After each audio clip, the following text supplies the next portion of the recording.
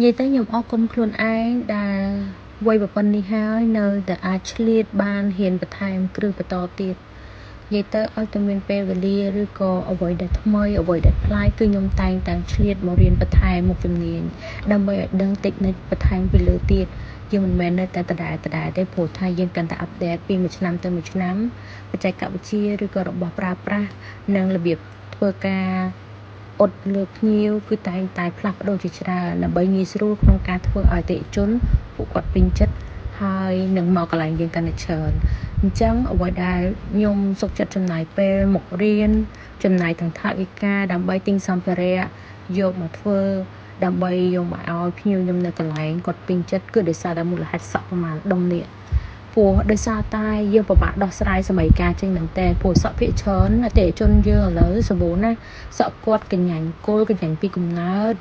រួយអង្គាដីភាគច្រើនពួកគាត់អត់ហើយច្រើនតែកញ្ញាញ់គល់ខ្លាំងត្រូវឯងបងប្អូនអញ្ចឹងហើយខ្ញុំមានតិចនិចពិសេសសម្រាប់ក្នុងការកែលម្អ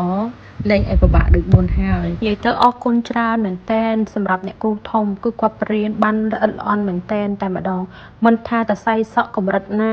សំពងកញ្ញាញ់ពីកំណើតតសៃសក់កែលែងឡើងតសៃសក់ធ្លាប់អ៊ុតខូចពីមុនក៏ដោយគឺអ្នកគ្រូប្រាប់ច្បាស់លម្អិតតែម្ដងឆ្លាញ់អ្នកគ្រូត្រង់នឹងបានខ្ញុំមករៀនណានិយាយទៅចំណាយលុយអត់ស្ដាយទេសម្រាប់ការទិញសម្ភារៈក្នុងការរៀននេះគឺថាពិសេសតែម្ដងណាបងប្អូនមូលហេតុដែលខ្ញុំថាពិសេសបងប្អូនដោយសារតែផលិតផលរបស់អ្នកគ្រូសុទ្ធសឹងតែជាផលិតផលស្តង់ដារដែលនាំចូលពីក្រៅប្រទេសនិយាយទៅសម្រាប់អតិថិជនដែលគាត់មកកន្លែង JB គឺគាត់បានផលផលិតផលក្រៅប្រទេសពិសេសតែម្ដងជាងនេះ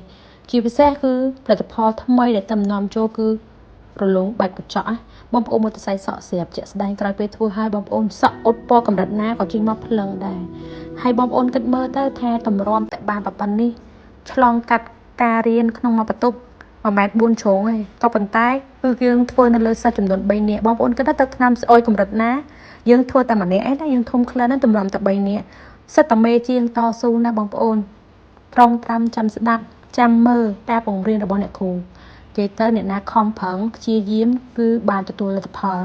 ចឹងមិនថាអ្នកគ្រូបរិញ្ញាជើងនេះគឺថាខ្ញុំពេញចិត្តមែនតើ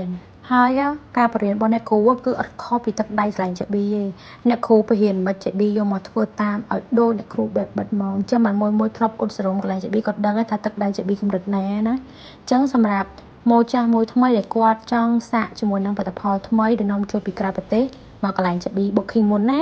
អរគុណសម្រាប់ទស្សនាវីដេអូមួយនេះ